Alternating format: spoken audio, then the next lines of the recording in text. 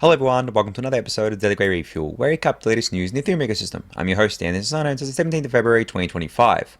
Alright everyone, let's get into it. So we're going to kick off today's episode with a bit of a bullish rant about Ethereum and ETH, of course.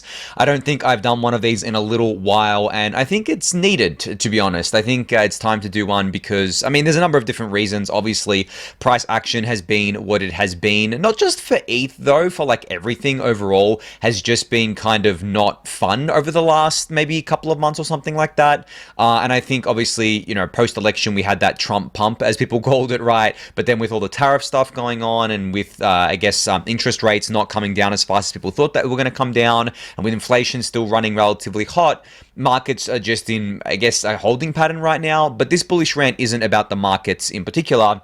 It's about Ethereum and ETH as a whole. And I put out this tweet today where I said, I know right now it's not popular to be bullish on ETH, but I still think that ETH is extremely undervalued. We've entered the Ethereum acceleration era, and I'm incredibly bullish on the future of the world computer and the world's best decentralized programmable money. I'm going to be honest, guys, if I wasn't bullish on ETH and Ethereum, I wouldn't be doing the refuel at all. I wouldn't even be part of this industry at all. Like, it would make no sense for me to stick around if I'm bearish. And it's funny because I see so many people that are bearish all the time and they're still here, and I wonder why they're here if they're bearish. It's like, okay, you can do so many other things with your time. That doesn't make much sense to stick around if you're bearish on both the assets and the technology. But anyway, to each their own there. But for me, I'm incredibly bullish on the future here. And you guys should know why, I think, from listening to the refuel. But just to recap some of the high level stuff here, when it comes to Ethereum, the network, I don't think we've ever been in a better place, honestly, because not only do we have the L2 ecosystem continuing to scale up Ethereum, continuing to onboard users, continuing to get better and better and better with better apps, better usability, better UX. We also have a refocus on the L1 happening over the last, I guess you could say, 3 to 6 months. We've had like a reprioritization on L1, which I'm going to talk about a little bit later because Vitalik published a new blog post about this. But essentially, we've really accelerated things when it comes to L1 core development. And I think this is because of a number of different reasons. I've spoken about some in the past, but the biggest reason is that we've been having these like yearly hard forks. And the problem is that with these hard forks, like for example Pectra coming up in April, there's a lot of EIPs that are part of Pectra, right? Not all of the EIPs that are included in Pectra are created equal. For example, there are EIPs that are more important in Pectra, such as the account abstraction EIP, for example, and the one that increases the blob count than some of the others that are in there, or at least most of the others that are in there. So the logic follows that, okay, well, we should stop doing these like mega forks and start doing faster, smaller forks. So essentially try to do a fork once every 6 months or even once every 3 months, but have less EIPs as part of them. Because there are some things that we can wait for. Like there's a few EIPs in Pectra that we can wait for. They're not critical. They're not going to make or break anything. And they're not really something that needs to be delivered like ASAP. But then there are things that do need to be delivered ASAP, such as a blob count increase, such as things like PDAS, such as, I believe, at least Fossil, the better censorship resistance, such as ePBS. I know those aren't in Pectra. They're coming later. But those sorts of things are higher priority than things like, like fixing tech debt, for example, as AIPs there, or adding new features that maybe help stakers out with something. Like, for example, there is a EIP coming as part of Pectra that allows for execution layer triggerable exits. What this basically means is that you'll be able to exit a validator from the execution layer. You won't need to use the consensus layer to do this, which means you could have like fully trustless staking pools. That's awesome, right? That's cool, but that's not critical. Like, I don't, like, as much as I love staking, as much as I think that staking is really important to the network, it's not critical for us to have like AL exits, whereas a blob count increase and something like PDAS to me is critical because we're at a juncture where there is a lot of onboarding happening throughout crypto, both on the retail side of things and on the institutional side of things. So we need to prioritize scale for Ethereum, and I think that's what we're doing now. I think that's what the core devs and researchers are definitely realigning on. And as I said, it's happened over the last 3 to 6 months, but I'm glad to see it has happened there. So that's what I mean by Ethereum acceleration era. Maybe you could reword this and say it's both acceleration and just reprioritization, where essentially we're getting faster at shipping things because we're reprioritizing the things that we need to ship. And it's not just on the L1. Obviously, with the L2s, we want to make interoperability between the L2s better. So we've reprioritized that. So I think that there's just been a massive reprioritization across the entire ecosystem here. And that makes me very, very bullish because it means we're focusing on the right things and getting them done sooner, and basically having the things that are considered maybe high priority or medium priority or nice to haves, we're going to deliver those, but later, like they can wait, sort of thing. So I'm glad to see that there. And I'm going to talk a bit more about blobs as well. There was another post about this but then when it comes to adoption, as I mentioned, we're having adoption across institutional entities, corporates, business entities, but also on the retail side of things. Now, of course, retail is a mixed bag here. You could say that there is probably like three subsets of retail. I would say that there's the retail that doesn't come on chain but buys crypto assets on a Coinbase, for example. There is the retail that comes on chain but all they do is essentially gamble, so like the meme coin stuff, for example. And then there's the retail that comes on chain and does a bit of everything. So they might do the meme coin stuff, they might go into DeFi and borrow against their ETH, they might use stable coins for payments, stuff like that, right? So broadly, there's three categories. Maybe there's more, but that's what I can think of off the top of my head right now in terms of the user bases that I have seen. So those three categories, we want to be able to capture all of them. And they have different, shelf lives as well. Like the hyper speculative kind of only come here for the casino people, they're not like long-term people. They're not exactly the users that are going to, stick around for anything other than a quick buck. They're a part of the on-chain economy, but if they're the whole on-chain economy, then that's not good. It's not a healthy economy. Whereas I think that the users that come on-chain and do a bit of everything, they're the ones that we should optimize for the most. They're the ones that we should want to stick around the most because they're not just doing one thing in the economy, they're doing many different things in the economy and basically creating on-chain economic diversity, essentially, which is what we want to see there. And then I think the users that we want to bring on-chain the most, obviously, are the ones that buy assets on an exchange but just sit there and don't do anything else with them, because there is a fourth category, you could call it, of users, and those are the ones that haven't gotten into crypto at all. They haven't bought any crypto on an exchange, they haven't ever used an on-chain product, they're just like not here yet. That's obviously an important user to capture, but they will come in and they'll fall into one of those three buckets.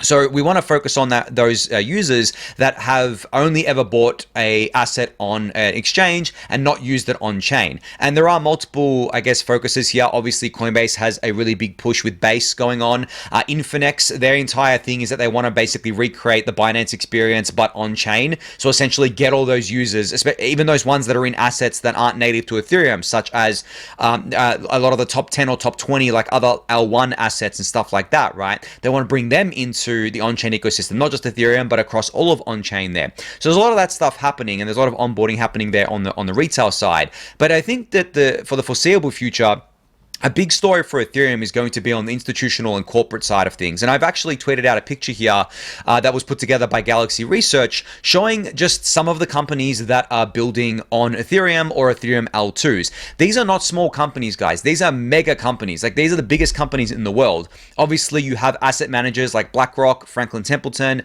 Fidelity. They've got their ETFs. They're building their kind of like asset management things on Ethereum. You have lots of banks, ironically, building on Ethereum. Payment processors, Visa, Stripe, etc. Fashion brands you can see here on the right hand side here, like Adidas, Ralph Lauren, car manufacturers like Porsche. I believe Porsche did an NFT thing, which was kind of cool there. Media. I mean, there's so many of these huge companies building on Ethereum, and the thing is that there's going to be even more of them, and they're going to keep building on Ethereum. And I've discussed this before on the Refuel, where I said that I think the L2 model really lends itself to onboarding businesses into Ethereum because it allows them to build their own L2s as these, like quote unquote app chains. You could think of the business as like an app, and they would have their own app chain, and then they can interoperate with the rest of the economy, but also have their own thing that they're able to essentially do whatever they want on. Sort of like the internet versus intranet model there, where intranets can interact with the internet, but they're also kind of closed off systems that exist for that particular business or institution, so on and so forth. So I think that's huge there. And Etherealize is doing a lot of great work within this realm, not just with businesses, but also like governments and institutions and just like those really, big players that we want to onboard onto Ethereum and get them building within the on-chain economy here. So that's the other side of things. So you have retail, which, as I said, you bucket into three different categories, and then you have institutions and businesses, which you could bucket into different things, right? You could have like non-profits, and then you can have like for-profit businesses, and then you can have governments, and then you can have nation states as well, right? Like, I mean, I think government and nation state kind of, I guess, is a similar thing, but governments change and nation states, I guess, stay the same sort of thing. I mean, over a long enough time frame, maybe they don't stay the same, but I think you get what I'm saying here. Whereas, like, there can be government kind of like parties, or I guess I should say political parties building on Ethereum, and there could be the nation state itself building on Ethereum or purchasing ETH as part of its strategic reserve, so on and so forth there. So we have just a lot of onboarding going on across the whole thing here.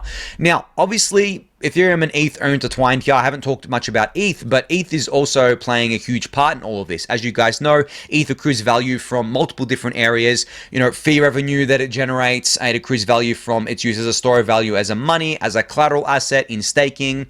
And we have a lot to look forward to on that front. The biggest thing, I believe, is the staked ETH ETFs. And I've talked about this a lot on the Refuel before, but they're coming this year, I think. Like, there's no reason for them not to, with a very friendly SEC now towards crypto. So those things are coming there. We have the ETH ETFs actually seeing inflows and seeing pretty healthy inflows as time goes on. I think those are going to accelerate. I think that when it comes to ETH as an asset as well, you have a lot of people just kind of offside on ETH and just not and a lot of them just didn't understand ETH. And I've heard from multiple people that are in the know, so to speak, that retail is really bearish on ETH for some reason, whereas institutions and corporates and businesses are really big on ETH. They just really want to understand it, understand what the value prop is there, and there are people kind of making them understand, making them aware of that there, which is obviously awesome to see on that front. And I think that when you talk about like the durable value accrual of all of these things, not just ETH, but other assets as well, I spoke about this a lot on the Refuel before, but really the number one thing, and I strongly believe this still today, and I've talked about this a lot over the years on not only the Refuel, but also on Twitter and just in the public sphere, the strongest value accrual property is to be a store of value and a money. Yes, it's all well and good to have other functions like a staking asset or DeFi collateral or fee revenue generation, so on and so forth. But still, if you want to have long-term kind of strong value accrual in crypto, and you can look at BTC as the perfect example of this, you need to be a store of value / money. And that is a longer term game. That is a game that is very hard to win and very easy to lose. People have written off ETH at this point and saying that ETH has lost that game. It's not going to be a store of value money. It's lost that to BTC. But I don't think it's zero sum like that at all. I don't think it's just one winner takes all, because you could argue right now that there are plenty of store of values in the world, multiple store of values, especially at like large market caps. I mean, gold is still worth like, what is it, $20 trillion or something like that. Bitcoin's around 2 trillion. ETH is 300 and something billion right now.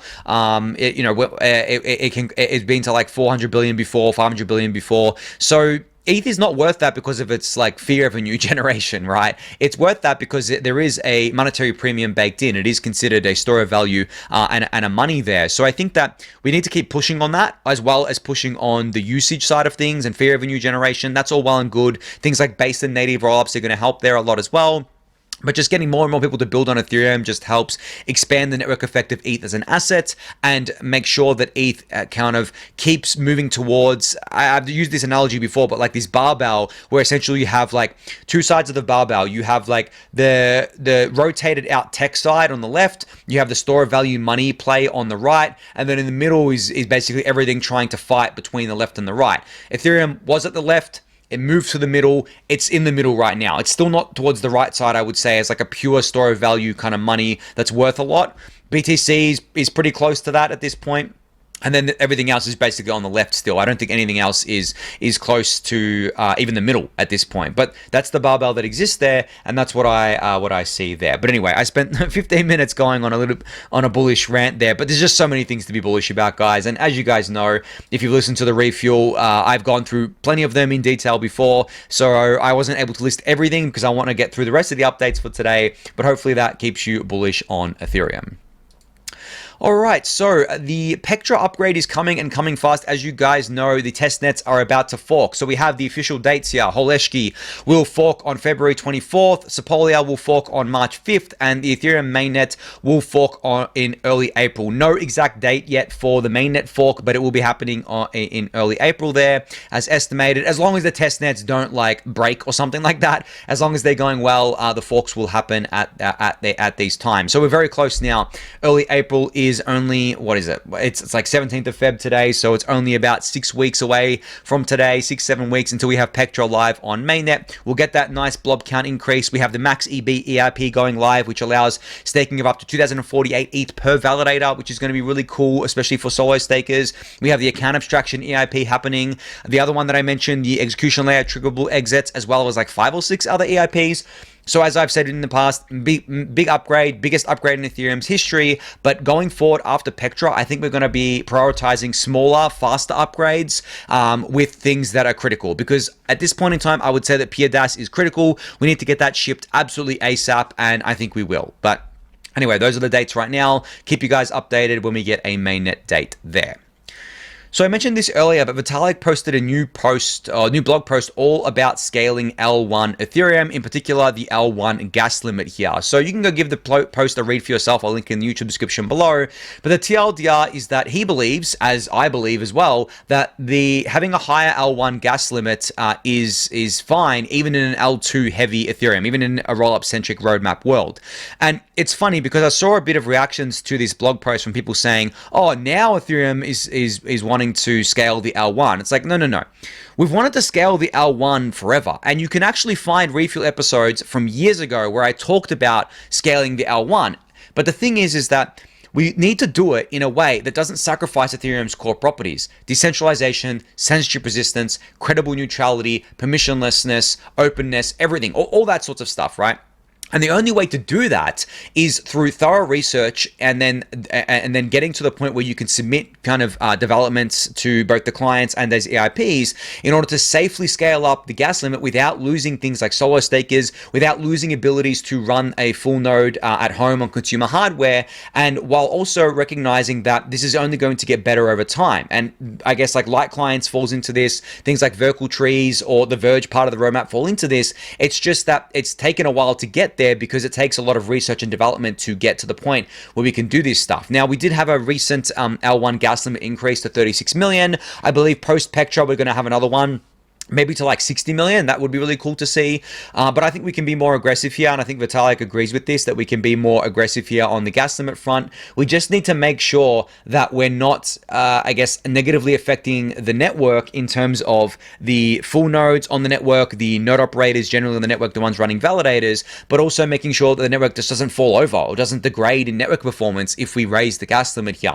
So doing it safely and securely is how we, I guess, keep Ethereum as the world's best settlement layer, because it still is the world's best settlement layer, most secure, most decentralized, most reliable. It has never gone offline. I know some people will argue that the Shanghai DOS attacks in late 2016 constitute a liveness failure, and some other people will argue that high fees constitutes a liveness failure, but I think that's just cope. I think that's absolute bullshit, to be honest.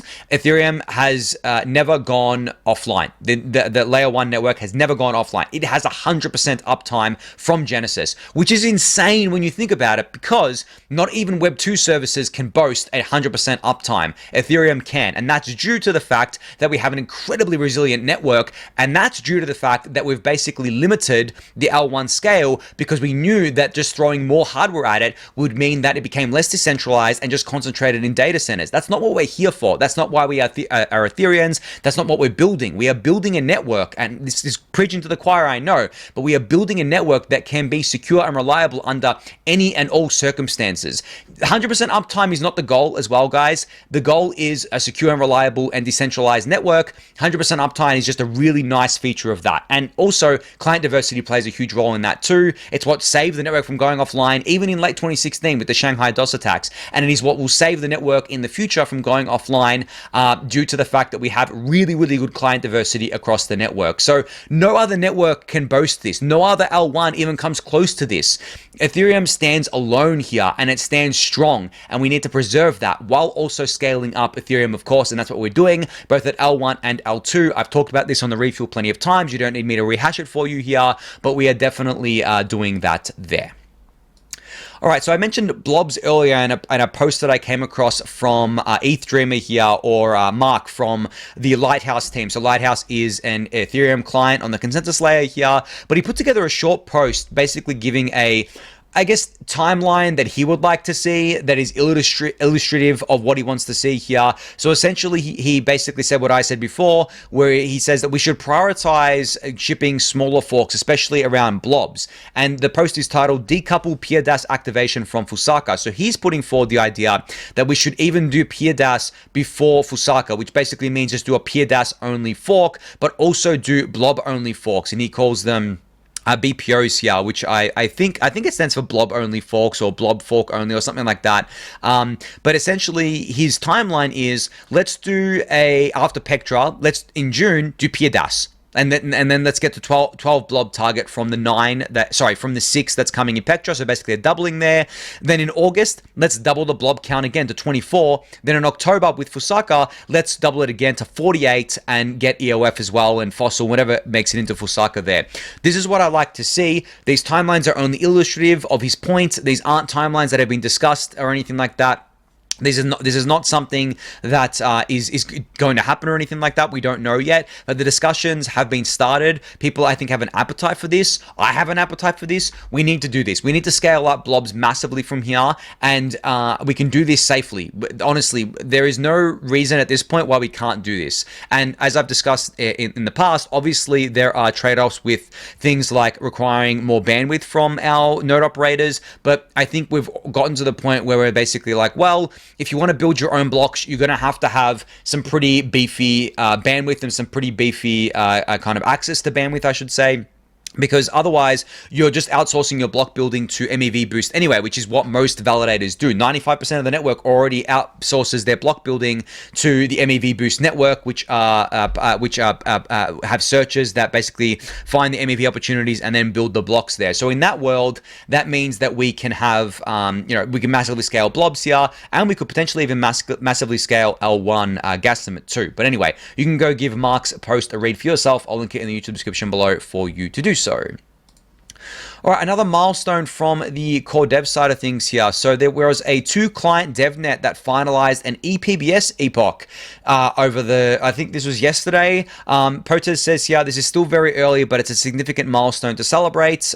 This was done between Teku and Prism clients. And this is, there was a bug after this as well. This was finalized, but then it broke, and ePBS isn't due to be included until probably next year. I think it's going to be part of the Glamsterdam upgrade. But it's still good to see that this is happening here. This is just awesome. Like the fact that we already have a devnet that finalized, even though it broke after it, is great to see, because it means that core devs are working on this stuff and really want to push it out there. And then Terrence, who also works on the Prism client, quote tweeted this by saying, here's your daily reminder that EIP 7732, which is the execution payload block separation EIP, is the strongest implementation progress we have today for delayed execution. It has an EIP, consensus specs, 16 breakout calls, and now 2 clients finalizing a devnet. And he says they're going to make a strong push for this in Fusaka.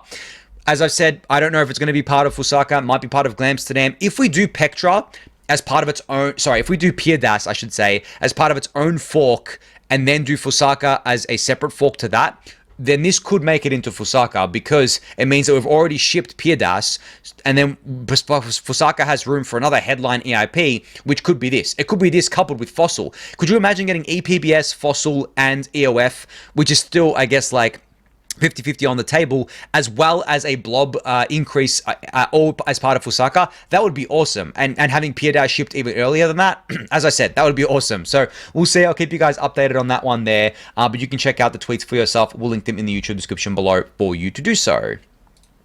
All right, a great tweet thread here from Binji today, or yesterday, I should say. So basically, he put together this thread calling out to wallets saying, integrating EIP 7702, which is the account abstraction EIP that's coming a part of Pectra, it's a revenue unlock for wallets here, because wallets don't make money on approvals. They make money from users transacting and swapping and bridging, etc., etc.